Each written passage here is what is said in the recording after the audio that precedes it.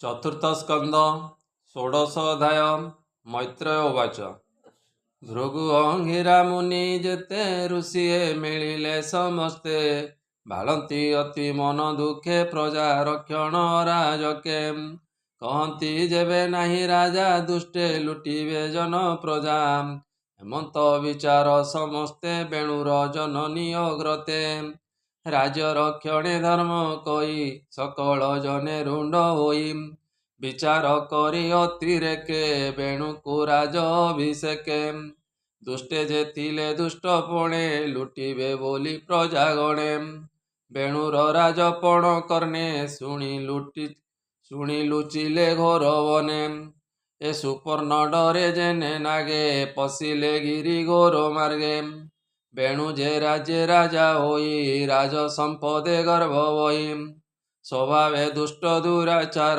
धर्मे न करई विचार आत्मा कुसिद प्राय मणि ऋषिक वचन न शुणी लभिण अशेष विभूति मातिला जेने मत अस्ति ए कांचन रथे विजे करी बुलन्ते कंपे वसुंधरी नित्य से विप्रଙ୍କୁ अणाई कहई मने तो सोई शुण हे विप्रे मोर वाणी मुझे जगते नृपमणि मोहर वचन तुम्बर स्वभावे पाଳିबा व्यवहार देख मोहर बेनी भुज अष्टदिग पालंक तेज मुझे प्रत्यक्ष भगवान देख मोहर वर्ण चिन्ह हे ब्राह्मण आदि चारि वर्ण पासे बसाई प्रजागण आत्मा कुसिद प्राय मणि कहई असंभव वाणी शुण सकल प्रजाजने ब्राह्मण आदि चारि वर्णे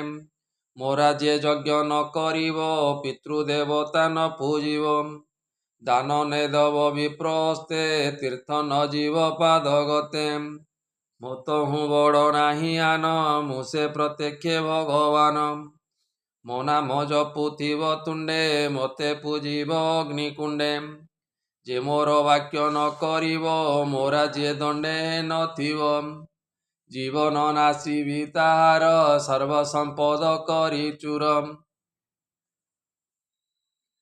हेमंतपुर ग्राम देशे हस्तिर कंदे भेरी गोसे घोषणा देला सर्वदेशे शुणी सकल जन त्रासे बेणुर वाक्य शिरे कले सकल धर्म उपेखिले जपन्ति तार नाम नित्ये भये खटन्ति पादगते हेमंते राजा दुष्टपण देखि भालन्ति मुनिगण कहन्ति ए कुआरे चाहि हेमंत शुणिला तो नाही भूमिरे जेते राजा थिले हेमंत केवा प्रकाशिले यज्ञ न कले मेघ नाही वृष्टि न कले अर्ण काई ए पंच यज्ञ क्रिया लोपे अधर्मे त्रिभुवन कंपे ए घोर संकट पड़िला उभय लोकनाश गला आंबे आकु राजा कलु सर्पकु क्षीर पियाइलु से जेबे बढ़े अति घोरे क्षीर दातार प्राण हरे आंबे न बुझी कर्म कलु बेणुकु राजपण देलु सर्पकु देलु क्षीर ग्रास आंबे होइलु एबे नाश सुनिथा गर्भरु संभूत स्वभावे जम सुता सुतम आंबे एहार पासे जीवा धर्म वचन बुझाइबा ए जेबे बोल न करिब धर्म भाव ए मरिब एते विचारी विप्रजने मिलिले वेणु सन्निधाने कल्याण करी वेदनादे बोधिले सामगान बादे हे नृपनाथ शुण धीरे जाहा कहिबु तो छामुरे जेणे होइब तोर लाभ जगते जस कीर्ति थिब मन वचने देह गते जे प्राणी थांती जनहिते हेबेनी लोक से जिणंती न कले जीवन्ते मरंती प्रजा ए धर्म आचरिले नृप संपद बड़े बोले से धर्म जेबे नाश जाई नृप संपद आउ काई प्रजाଙ୍କୁ निश्चिंत जे करे चौर्जादी सर्वचय हरे से राजा इह परलोके आनंद मने रहे सुखे जे राजा राज्य पुर देशे विष्णुଙ୍କୁ पूजन्ति हरसे से राजा यज्ञ पूजा पाई विष्णु संतोषे दया भये ରାଜା ପରଜା ସୁଖ ବଏ ଧର୍ମଚାରୀ ବେଦ କଏ। ବିଷ୍ଣୁର ପାଦ ପଦ୍ମ ତଳେ ଖଟନ୍ତି ସର୍ବଦିଗ ପାଳେ। ସେ ସର୍ବଯଜ୍ଞମୟ ହରି ମନୁ ଦେବତା ଆଦି କରି। ଯେ ହରି ଯଜ୍ଞ ହେଲେ ତୋଷ ସଂସାରେ ରହିବେ ତୋ ଯଶ। ସର୍ବଦେବତା ତାର ଦେ ବସନ୍ତି ସର୍ବଲୋମ ପ୍ରାୟ। ସେ ସର୍ବଦେବମୟ ହରି ତାର ଚରଣ ପୂଜା କରି। ଲଭିବୁ ସର୍ବ ସୁଖ ବଲେ ଆମ୍ବର ଧର୍ମ ବାକ୍ୟ କଲେ। ବେଣୁରୁ ବାଚ ଋଷିଙ୍କ ବୋଲ ଶୁଣି କର୍ଣ୍ଣେ ରାଜା ବୋଲ ଇ କୋପ ମନେ। ତୁମ୍ଭେ ସମସ୍ତେ ମୂର୍ଖ ଅଟ ଧର୍ମ ଧର୍ମ ବୋଲି ଖଟ। ମୋଟେ ଅନ୍ନଦାତା ସ୍ୱାମୀ ମତେ ନ ପୂଜ ମୂଢ଼ଗାମୀ। ନୃପ ସ୍ୱରୂପ ଈଶ ମୁହିଁ ମତେ ନ ପୂଜ ଆଜ୍ଞା ବହି। ଏ ଅପରାଧେ ଇହ ଲୋକେ ସୁଖ ନ ମିଳେ ଅନ୍ୟ ଲୋକେ।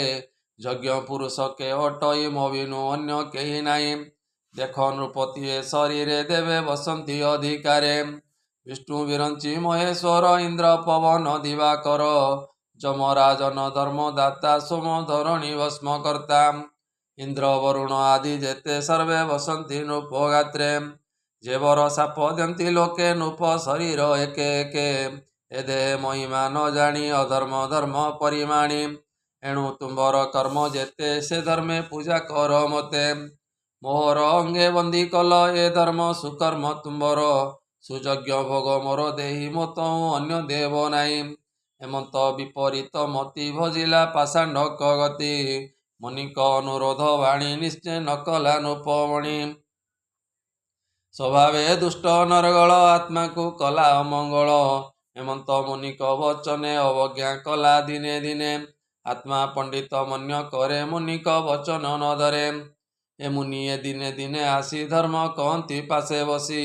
କେବେ ନ କଲ ବଚନ ମୁନିକୁ କଲା ଅପମାନ। ତାହାର ଧର୍ମ ବିଶ୍ୱାସେ ମୁନିଏ ବୋଲନ୍ତି ଯେ ରୋଷେ। ବୋଲନ୍ତି ଏ କୁଆରେ ଚାହିଁ ଏହା ଜୀବନେ କାର୍ଯ୍ୟ ନାହିଁ। ଏହାର ଧର୍ମ ଆଚାରେ ପ୍ରଜାଏ ନାସିଲେ ସଂସାରେ। ଅସାଧୁ ବ୍ରତ ଏହା ଦେହି ନୃପ ଆସନେ ଭୋଗ କାହିଁ। ଯେ ରାଜା ଲାଜ ଦୂର କରି ଯଜ୍ଞେ ନିନ୍ଦନ୍ତି ନର ହରି। କେ ତାହା ସହେ ଦେହ ବହି ବେଣୁକୁ ରାଜପଣେ ଥୋଇ। ଏମନ୍ତେ ବେଣୁ ପାଶେ ରହି ମୁନିଏ ମହାକୋପ ବହି। ହୁଙ୍କାର କରି ବେଦ ବାଣେ ପ୍ରହାର କଲେ ତାର ପ୍ରାଣେ। ଅଚ୍ୟୁତ ନିନ୍ଦା ଫଳ ଥିଲା ତକ୍ଷଣେ ଦେହୁ ପ୍ରାଣ ଗଲା। ବେଣୁକୁ ମାରି ମୁନି ଜନେ ଗଲେ ଯେ ଯାହାର ଭୁବନେ। ସୁନିଥା ପୁତ୍ରର ମରଣ ଦେଖି କରଇ ବିଚାରଣ। ଅବଶ୍ୟ ଏହାର ଶରୀରେ ପୁତ୍ର ଉପୁଜିଲେ ସଂସାରେ। ହୋଇବେ ପ୍ରଜା ଜନେ ସୁଖୀ ଏତେ ବିଚାରି ଅଶ୍ରୁମୁଖୀ। ତୈଳ ଦ୍ରୋଣୀ ମଧ୍ୟେ ଥୋଇ ଦ୍ରୋଣୀରେ ଶରୀର ଜଳାଇ। ଏହି ସମୟ ଏକ ଦିନେ ସରଜୁ ଜଳେ ବିପ୍ର ଜଳେ। ସରଜୁ ଜଳେ ବିପ୍ରଜନେ। ନିଶ୍ଚିନ୍ତେ ପ୍ରାତଃ ସ୍ନାନ କରି ହୋମେ ପୂଜିଲେ ନରହରି।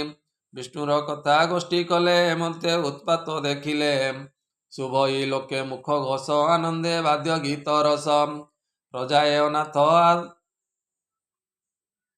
ଅନାଥ ଆତୁରେ ଭୟେ ପଳାନ୍ତି ଗିରି ଘୋରେ।